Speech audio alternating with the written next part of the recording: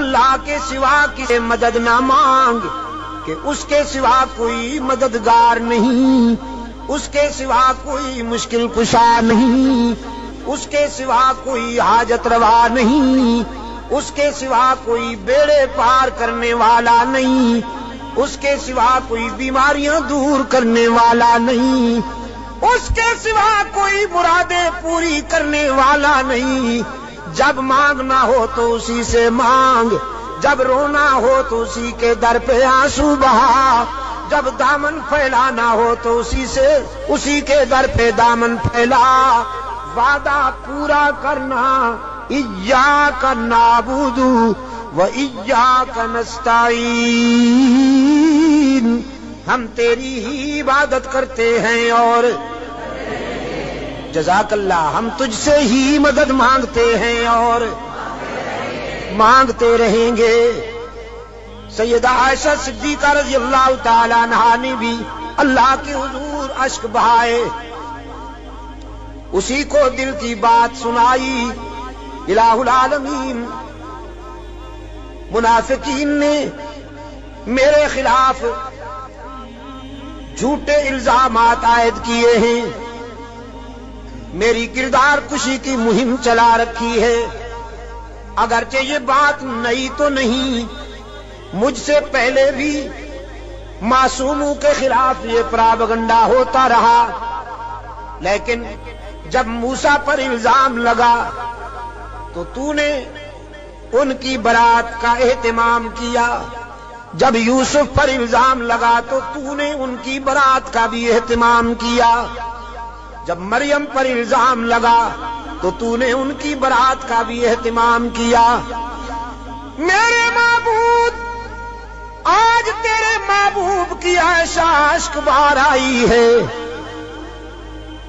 اور یہ فیصلہ کر کے آئی ہوں، جب تک میری برات کا اہتمام نہیں ہوگا تیرے در سے سر نہیں اٹھاؤں گی، سجدے سے سر نہیں اٹھاؤں گی، کسی اور کے در پہ نہیں جاؤں گی، تجھ سے ہی مدد مانگتی ہوں، تجھ سے ہی درد دل کہتی ہوں۔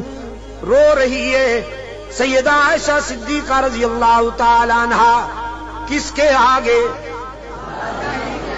اسی کے آگے رویا کرو، اسی کے آگے اشک بہایا کرو، اسی کے حضور دامن پھیلایا کرو، ساری امیدیں اسی سے وابستہ کیا کرو کہ اس کے سوا دامن بھرنے والا کوئی نہیں، دامن خالی کرنے والے بہت، بھرنے والا کون؟ دامن خالی کرنے والے بہت۔ بیٹھے ہوئے ہیں فنکار، جھنڈیاں لہرا رہی ہیں، زلفیں جا رہی ہیں، چادریں اوڑھی ہوئی، قبریں سجائی ہوئی، جھنڈیاں لہرائی ہوئی، چادر اوڑھے ہوئے بیٹھے ہیں، جیسے آسمان سے اتری ہوئی چیز ہو، اور سادہ لو انسانوں سے کہتے ہیں کچھ لے کے آؤ گے تو کچھ لے کے جاؤ گے، خالی ہاتھ آؤ گے تو خالی ہاتھ جاؤ گے، لیکن اس کے در رحمت سے صدا آتی ہے کچھ نہ لے کے آؤ، سب کچھ لے کے جاؤ، خالی ہاتھ آؤ، دامن بھر کے جاؤ۔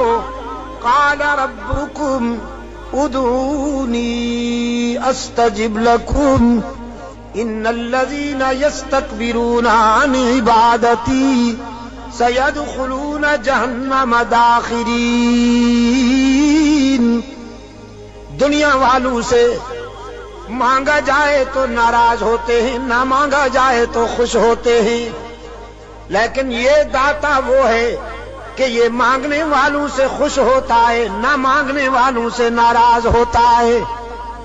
ان الذین یستکبرون عن عبادتی، یہاں مفسرین نے لکھا ہے عبادتی سے مراد ہے جو مجھے پکارنے میں گریز کرتے ہیں، کیونکہ پکارنا عبادت ہے، پکارنا پیرا مدد کر، شرک کی تس، کہ کی تس شرک کی تس، کیونکہ پکار عبادت ہے، پکار قال ربکم ادعونی استجب لکم، تمہارا رب کہتا ہے مجھے پکارا کرو میں تمہاری دعاؤں کو قبول کرنے والا ہوں، ادعونی استجب لکم، مجھے پکارا کرو میں تمہاری دعاؤں کو قبول کرنے والا ہوں، ادعونی ان الذین یستکبرون عن عبادتی، یقیناً وہ لوگ جو مجھے پکارنے میں گریز کرتے ہیں، مجھ سے مانگنے میں گریز کرتے ہیں، سیدخلون جہنم داخرین، ذلیل ہو کر منہ کے بل گھسیٹ کر جہنم میں ڈالا جائے گا انہیں۔ تو کسے پکارا جائے مشکلات میں؟ قادر کو یا عبد القادر کو؟ ذرا حرارت فضا میں تحلیل کر دو، ہاں ذرا حرارتیں، یہ گرمی فضاؤں میں تحلیل کر دو، اور پھر اللہ سے دعا کرو کہ یہ فضائیں پھیل جائیں اور بھی کے بیماروں کو اللہ شفائے کاملہ عطا فرمائے۔ مشکلات میں کام آنے والا کون؟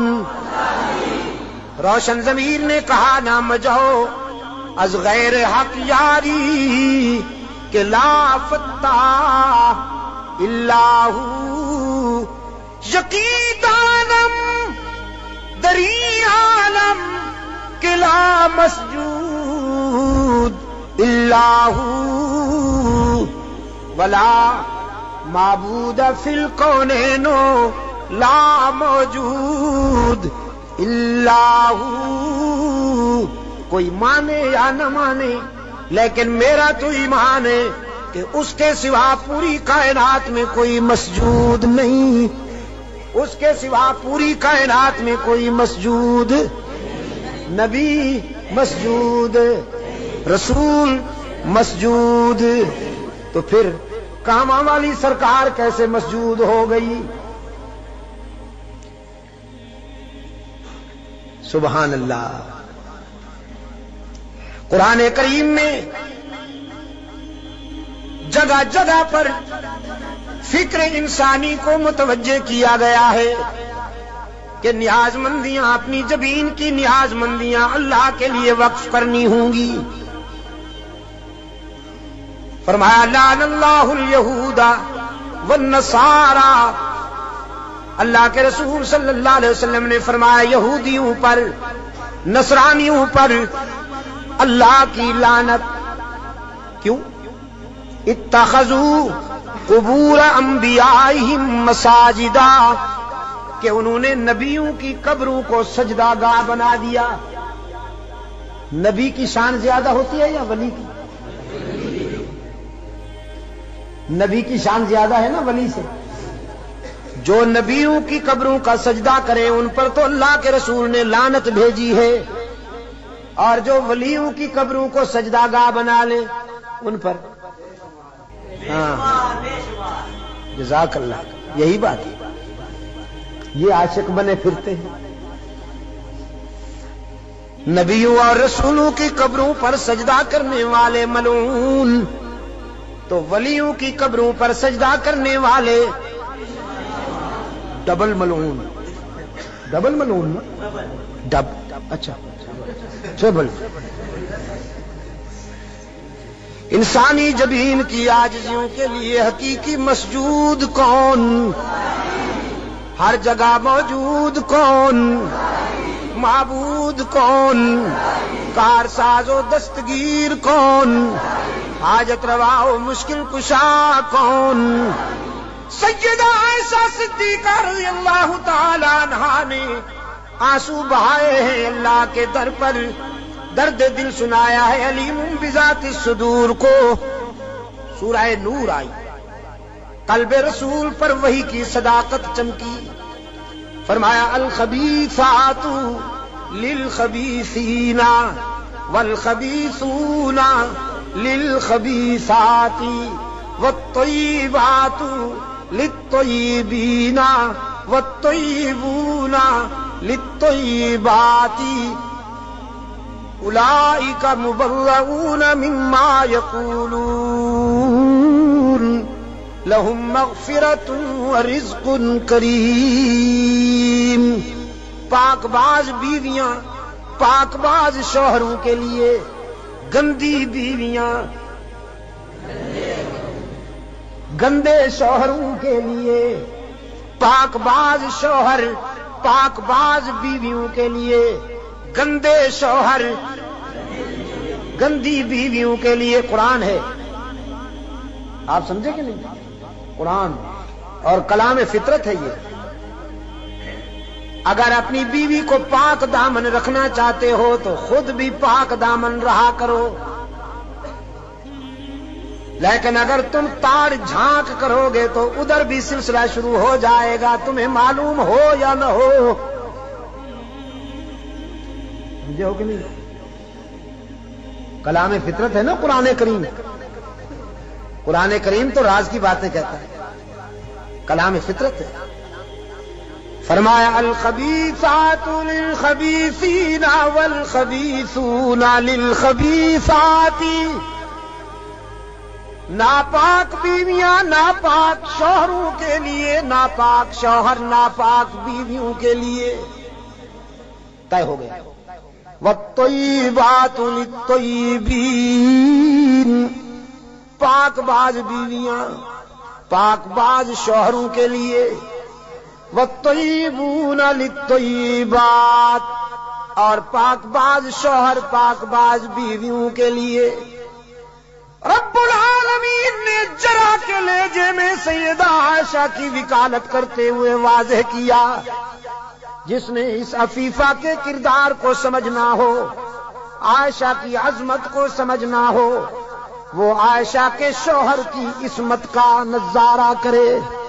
جس کا شوہر محمد معصوم، وہ بیوی کیسے نہ محفوظ. محمد معصوم ہے، عائشہ محفوظ ہے. جرا کے انداز میں رب العالمین نے برات کی.